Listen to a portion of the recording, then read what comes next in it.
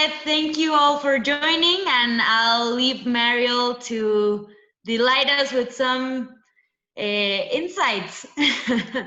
Wonderful. Thank you so much. Thanks so much for having me. I'm very happy to be here and to share some of the things that we're learning and also some different behavioral science insights that we really kind of are looking for in understanding this financial crisis. First, a little bit of background. So my name is Mariel Beasley. As Anna mentioned, I'm a co-founder of the Common Sense Lab and a principal for the Center for Advanced Hindsight. We are located at Duke University, and here's us. And our goal at the center and at the lab is really to think about how do we use behavioral science, the really understanding of how people make decisions in the world. How do we use those insights to really help people be happier, healthier, and wealthier, both in the US and abroad? And one of the reasons why we really focus on, happier, healthier, and wealthier is because this is a place where it's very clear there's an intention-action gap. And this is sort of a core component of behavioral science, is the idea is that we can have lots of goals. We can want to be healthy. We can want to be, building savings. We can want to be, de-stressed and all of these kind of really good positive things. But the decisions that we take every day really kind of undermine those goals. And it is this gap between what we want to be and do and what we are. And healthier and wealthier are two classic examples where no one in the world wants to be, wakes up in the morning and says, you know what, I want to be, in 10 years, I want to be sick and broke. And yet the decisions that we're making every day are kind of leading us down that pathway. So within the center, we have the Common Sense Lab, and it's supported by MetLife Foundation and BlackRock. And we really focus within Common Sense Lab is trying to understand the financial behavior of low to moderate income households, and how can we build better products, systems, environments to really help improve outcomes for low to moderate income households, both in the US and outside of the US. Specifically, we are working in Mexico, Turkey, and China. But we don't have a lot of time today, so I'm kind of gonna dive in deeply into what I want to go over today, which is really thinking about understanding the impact of COVID-19 on the Mexican economy. Obviously, that's a very large kind of bit to chew and digest, but we're going to kind of zoom in and think about the impact of COVID on people's finances, but specifically in the Mexican context.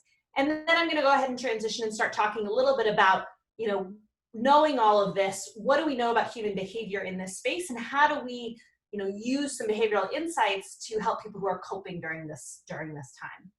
So as many of you know, COVID-19 has dramatically impacted the financial lives of people around the world. In Mexico specifically, this is sort of the Bank of Mexico's forecast of the impact of COVID-19. The estimation is that in this year, the economy will shrink between 4.6 and 8.8%, which is pretty significant. They expect that between 800,000 to 1.4 million jobs will be lost this year. And in the first quarter, the economy contracted by 1.2%. And what that tells me is that there's still a lot more. It's going to get a lot worse for more people, since the economy is, we expect it to continue to shrink over the year. Now, that's sort of on the macro level, but what does this mean for actual individuals? Well, essentially, our friends at BFA Global did a great dipstick survey in a number of countries, and we're going to focus on what they found in Mexico. And this was looking specifically at low to moderate income households in Mexico. And what they found is not super surprising. Vulnerable households are struggling. And essentially what they found at the end of March, so this is now 2 months ago, is that essentially about 61% of the low to moderate income households that they surveyed, their income had either decreased significantly or decreased somewhat. 61%. That's pretty remarkable. And at the same time, about 54% have also experienced an increase, either significant or at least somewhat, in their expenses. So we're having kind of these two things happen to households at the same time. Their income is decreasing, but their expenses are actually also increasing. And this is a really tough spot. Now, on top of the fact that these vulnerable households are struggling, they're also not fully prepared. And so similarly, over 50% have no emergency funds. And almost 30% had funds, but they've already tapped them for their emergency. And that leaves actually less than 20% that have funds that they're expecting to tap or have funds that they don't expect to tap. That means this is a population that is incredibly vulnerable and incredibly precarious. And what this often means is that some of these households are going to really forego core essentials. So, for example, also out of this group surveyed, 53% had less than 1 week of food stocked. So they've experienced a decrease in income, they've experienced an increase in expenses, they don't have any money set aside for savings, and they don't have durable goods to help sustain them in the long run. This is a tough situation for a lot of folks to be in, and I know that a lot of organizations are working hard to provide some immediate relief, immediate aid. Lots of governments, including the Mexican government, are doing stimulus payments and really focusing on how they can help some of these vulnerable households handle and weather this shock. But we want to actually also look at this through a little bit of a behavioral science lens as we navigate this. Now, there's three things that I really want to emphasize about the behavioral science lens and how we understand what this crisis is doing to people. The first is that many people, actually around the world, are likely to take positive steps towards their finances in this moment. And sometimes that's a little bit hard to understand, but in moments of crisis, we actually lock down and really take positive steps towards our finances. It's a high moment of motivation, and I'll get into that a little bit deeper. The second is that stress, these moments of high stress, really drive us to short-term decision making. It really makes us make decisions that are easy right now, even if they're incredibly detrimental to our long term. And so knowing these two things, that we have a high motivation, but we also are going to have an extra hard time thinking about the future, we can really design some better systems for ourselves and for our users if we're part of an organization or a tech company or a financial institution. So I'm going to cover a couple of behavioral science biases that really relate to this. The first is availability bias. So essentially, availability bias is this idea, this concept that people are really motivated by what easily comes to mind. These are often these memories that have a sort of an emotional reaction to, or recent events that are happening in the news. Now, sometimes it can overinflate our sense of risk, but other things is that it really puts these things as top of mind. And so in the context of COVID-19, what we're seeing around the world is that actually we're seeing an increase in savings behavior. So people are extremely motivated to say, man, this is really scary. This is really alarming that this is happening. I'm worried about my own finances now. I'm worried about my finances in a month. I'm worried about my finances in a year. And what we're seeing is that people are actually extremely motivated in this moment to start saving or increase savings and to decrease their expenses. Now, one of the things, an example of this is actually around hurricane insurance. The best time to be a hurricane insurance salesman is right after a hurricane. And this is because it's happened, and now people say, oh my gosh, I need to protect myself for the next time, and then they'll buy hurricane insurance after the fact. We are in a moment of crisis right now, which means that actually right now is a very good time to be encouraging people to start saving, to reduce their expenses, because they're extra motivated to do it. The second challenge, however, is that we're also experiencing severe moments of scarcity. And scarcity is this concept that when we lack a resource, such as money, but it also applies to time and other things, but when we lack a resource, we really focus on that resource. We're very tunneled in, which means that we can't think about anything outside of that tunnel.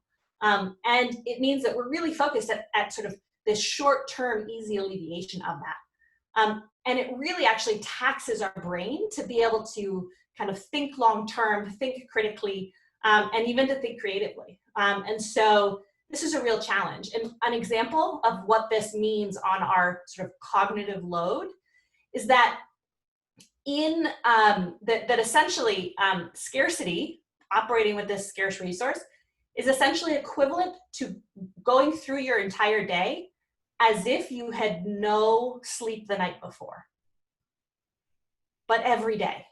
And so this is a really significant sort of stressor on people. And in this moment of high stress, we're going to see, this heightened sense of this scarcity mindset. And one of the things that means is that it's extra hard for people to overcome any friction costs. And friction costs are these sort of ideas that, it's even the smallest hassle is friction in a system. And that can really actually deter even the best of intentions. And so these are things like an extra click, or providing, one more field of information to access benefits, or, having to find a parking spot on a busy day to go talk to a financial services provider. It's the smallest thing. A really kind of nice example that I like to use is, think about how many of you have a subscription that you have that you've been meaning to cancel, but you just haven't done it yet because you have to call someone to do it. That is a very small hassle to actually, dial the number. And yet it's enough that people will keep subscriptions, for many, many months, longer than they want it, because they just, that friction of making that phone call is just too much today. So when we think about sort of these three things, this availability bias means that we have really high motivation right now, but we are extra motivated to solve our immediate needs rather than thinking about our long-term, and that the smallest hurdles in that process are going to really sort of deter the best of intentions. What does this mean for things that we can actually do? So essentially, there's a number of things that we can do as individuals and as organizations. So as an individual, thinking about the fact that, okay, I know that I'm extra motivated right now, but I know that I'm gonna have a hard time focusing on the future. What you really should focus on doing is trying to take one-time actions that have long run effects. This is because motivation decays. Motivation, you feel it right now, but things start to normalize, and that motivation is going to decrease. And as sort of things get better financially in each of these countries, we're going to see that motivation just continue to actually wear off a little bit. So we really want to harness that motivation now by taking one-time actions. But those one-time actions, you want them to sort of continue the benefits in perpetuity. So some classic examples are, use this time now, this motivation now, to set up automatic savings transfers. Even if it's very, very small amounts that you feel safe with a small income or changes in income, set up those automatic savings. And then put a reminder in your calendar to check to see if you want to increase it in 2 months or in 3 months. So that's one, set up automatic savings. The second one is, review your recurring subscriptions. Like, you have that motivation right now. So this is the moment to go through and review what recurring subscriptions do you have, or bills that you can cancel, that you can put on hold for a period of time, and really go through and make those decisions to cancel those now. And then you can always restart them months down the road if you realize how much you missed them. And then the third thing is, now is a great time to also call lenders and navigate and negotiate a lower rate. This is whether it's on a credit card or another type of loan. This can be a good opportunity, and then that lower rate will then stick for a much longer time. So again, one-time actions with long run effects. Now, as an organization, what can you do for your users and your members? The biggest thing you can do is really think about the environment that you're creating and the products that you're building. We are all people operating in a system.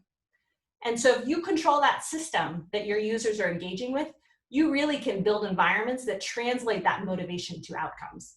So those are things like making sure that you're building systems and programs that prioritize automation and doing things really easily with a single click to sign up for something. It's about being able to making sure that you're proactively reaching out to customers. and users, and sort of anticipating their needs based on the things that you already know about them and how they're using your service. And so really sort of being that proactive, and instead of waiting for users to come to you, knowing that they are not necessarily focused on things that aren't in their very, very immediate need. And the last one, of course, is really, as always, a behavioral science recommendation, is to really review your opt-in and opt-out processes and figure out, are we actually requiring some of our users to take extra steps and make extra decisions in order to get the best of our services? Can we do something to really default that? Can we make it so that everybody automatically, is able to enroll in this service if they, qualify for X, Y, or Z? So, a classic example is if you're trying to, connect folks to different benefits, but you need them to provide different documentation. Is there a way you can make it, can you change their qualifications such that if they qualify for something else, you don't need those benefits, you can just automatically enroll them in your services? So really thinking through what are those places where you're sort of requiring people to do a lot of things and choose to receive a service that is going to be beneficial for them, and how can you change that to make that easier? So we're running quick on time, so I'm going to close with a concrete example of an idea of a way that you really could design, for example, a smarter financial account system for somebody who's in a financial crisis. And so I'm going to be pulling from some of these ideas that people have a higher motivation right now, so they would be more likely to actually agree to set something up like this. And then it really sort of helps shift the focus to protect that long term while they're still dealing with their short-term needs. And I'm going to add one more behavioral principle into the mix, which is anchoring. And this is the idea that the first fact, number, or figure that we hear, we can't help but anchor on that number. And then we sort of are making our judgments and decisions based on that number, even if that number is actually pretty irrelevant. So when we think about in our financial lives, that number that we anchor on tends to be our checking account balance as sort of our anchor for how much money we have available to spend. But that's actually not a very accurate number for us to be anchoring on. And the reason is because it doesn't take into the account that we've got future bills. It doesn't take into the account that we have, that we already have some of that money that we need in 2 weeks or in a month from now. And so it doesn't really take that into account.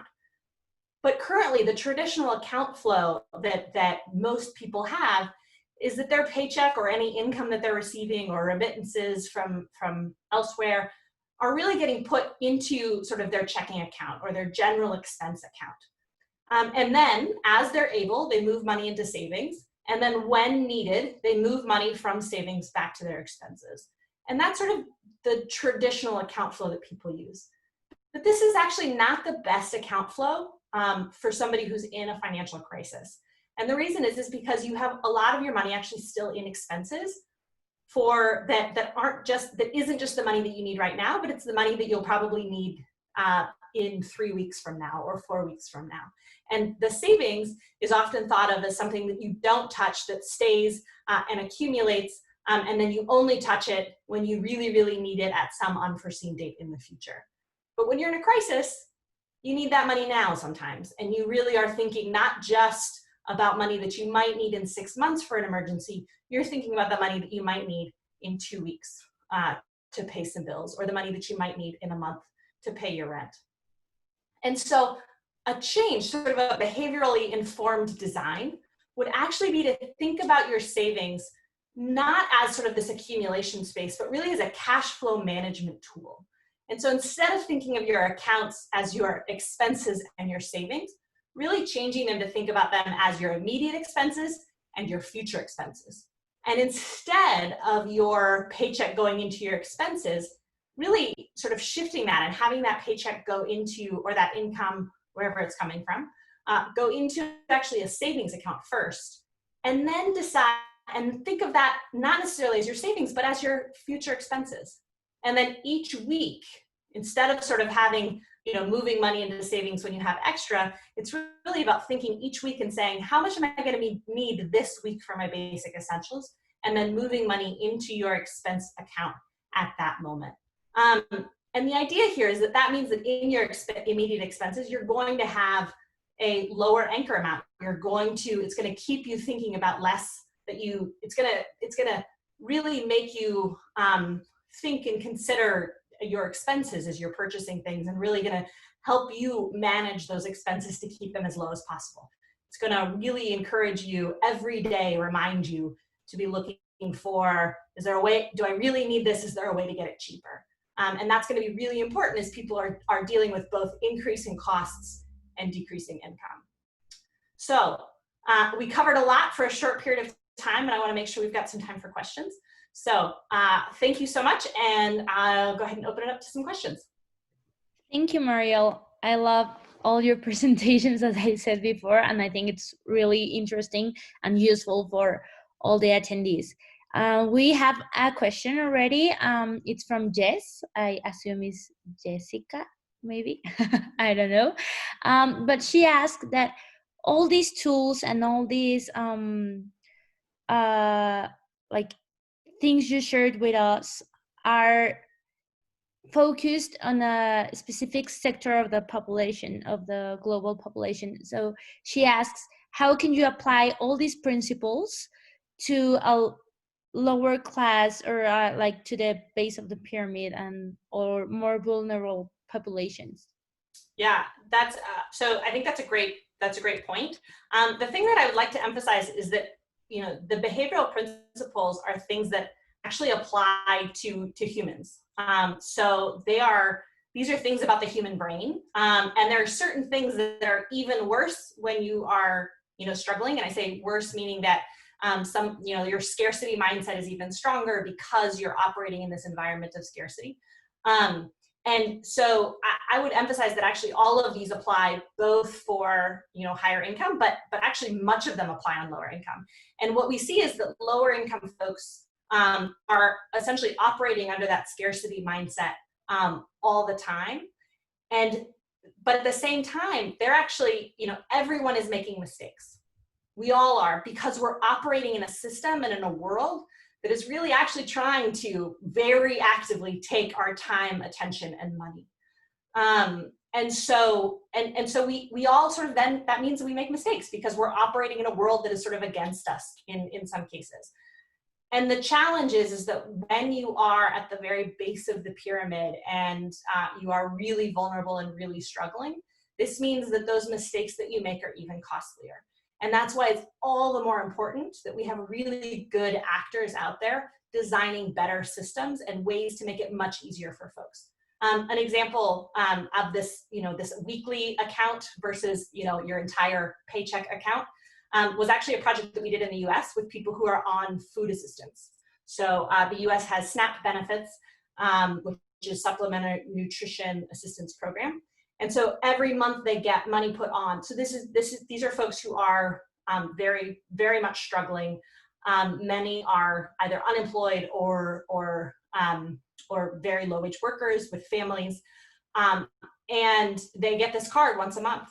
And what happens is that what we found is most people use up all of their benefits within the first 9 days of receiving their benefits. And then the remaining 21 days, they essentially are just eating less, which is not good. And there's other research that shows that this correlates with lower test scores in schools for kids that are further away from the day that their SNAP benefits were distributed. And essentially by using anchoring and really changing that from a monthly budget to a weekly budget on SNAP, we didn't even actually change the timing that money was dispersed, but we just changed the frame and told people, here's how much you have each week to spend on groceries. We were able to stretch the length of time that somebody's benefits lasted them, not by a lot, but by a couple of days. And so that's an extra 6 meals for a family that they were able to cover with their SNAP benefits. And when we tried to see if it was because people were foregoing food at the beginning of the month, it actually wasn't the case. They were just making more critical decisions at the beginning of the month because they were focused on that smaller anchor, that smaller weekly amount rather than the full monthly amount, that they were really thinking about, well, let me purchase what's on sale, which takes a lot of effort. But by making it a weekly, we were able to reduce the effort of doing that and make people and allow people to be more successful in that space. So thanks for the question, Jess. Perfect. Thank you, Mariel. We have like a follow-up question for this. Daniel Fuentes says, great question, Jess. Building on that, I'm wondering if these principles can actually be applied in systems. Is there an opportunity to move the focus away from individuals and apply them in systems? Yes, we 100% agree. This, one of the things that we like to say is, we're all humans, and this is human decision-making and human errors. But the way to solve it is not by trying to change the individual. It's about building better systems that understand how the human brain works so that we can create better outcomes. And so all of our work actually at the Common Sense Lab is really focused in partnership with organizations who are working on building better systems. We're not trying to, train people to do X, Y, or Z. We're really thinking, how can we have a better product that understands human behavior so that people can continue to operate as humans, as we do, but with better outcomes. So I think you're exactly right on the money, Daniel. Perfect. Thank you, Mariel. And also we have another one. I think we have time for this last question. Anna, I don't know how are we on time? Anna, yeah, I think we can take that last question. And I just wanted to say that we also got a comment from Pilar saying, I love the talk, thank you. And anyway, Perfect. leave it to you, Anna. Thanks, Anna. This is an Anna team. I will leave you, Mariel, to the last question. It's from Pilar Gomez. It said, thanks. What would you recommend for women with less income? Should they create a long-term savings account? So I would say everybody should have a long-term savings account. And I think that particularly there's all kinds of things that savings helps, even small amounts, actually. I think sometimes we think that, a savings account has to be huge and in order to be meaningful. It has to have 6 months of expenses, or it has to be enough to pay for your retirement. But all of the evidence shows that actually even having very small amounts set aside into savings has a couple of major benefits. One is it really actually does reduce the likelihood of skipping meals, foregoing medical care, and basically every additional dollar you have in savings really helps decrease the likelihood of these sort of negative things happening. Starting at very small amounts, we're talking like $35 in a savings account. That alone, that's going to be helpful. You don't have to have thousands of dollars for it to be meaningful. The second thing is that having a buffer actually also helps provide, even if it's a small amount, but having some sort of savings set aside, it actually does provide a real sense of, it gives people an opportunity to breathe.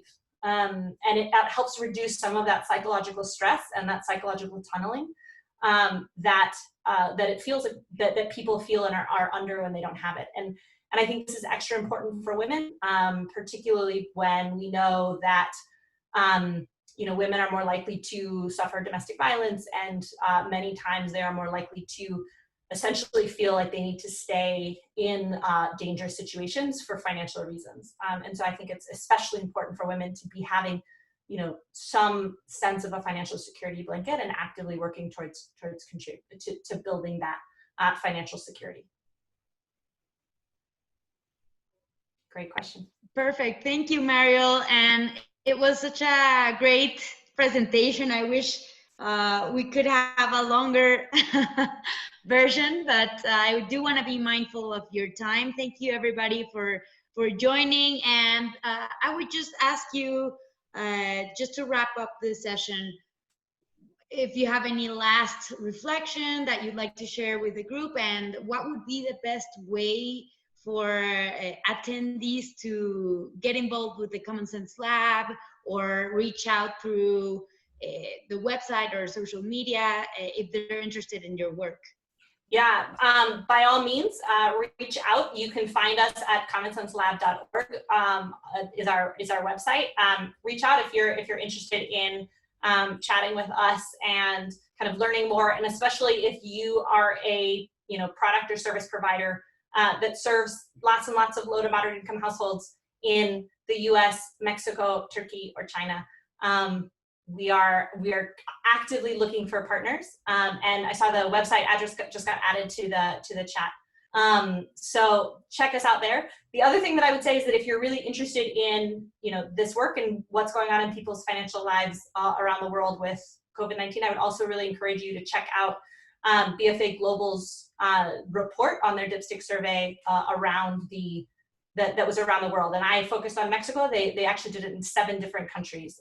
So I would highly recommend it. And the link to the report is in my slides. And so I will, I don't know if you guys are going to post slides or if you want to. Yes, all these sessions are recorded and we'll be sharing them in the next few weeks through the New Ventures social media accounts. So you can always look back in those, and otherwise I've also written in the chat box the website and the name of the report. So you can also take a look there. Yeah, wonderful. Thanks so much. Perfect. Thank you, Mariel. The last thing I would say is that tomorrow morning at 9 a.m. you can chat with Mariel, Alejandra, and Hans, who are from our team, to really kind of get a little bit more into the weeds about applying behavioral science to product and services. So really thinking about that systems change from a provider's standpoint. It's a great opportunity, hands-on. Check out tomorrow at 9. Yeah, exactly. It's going to be a super dynamic session. So we're excited about that one as well. And thank you to you and the whole Common Sense Lab team. It's always a pleasure to have you. And thank you all for connecting. And I hope to see you through Flee at Home. Yeah. Thanks, everybody. Ciao.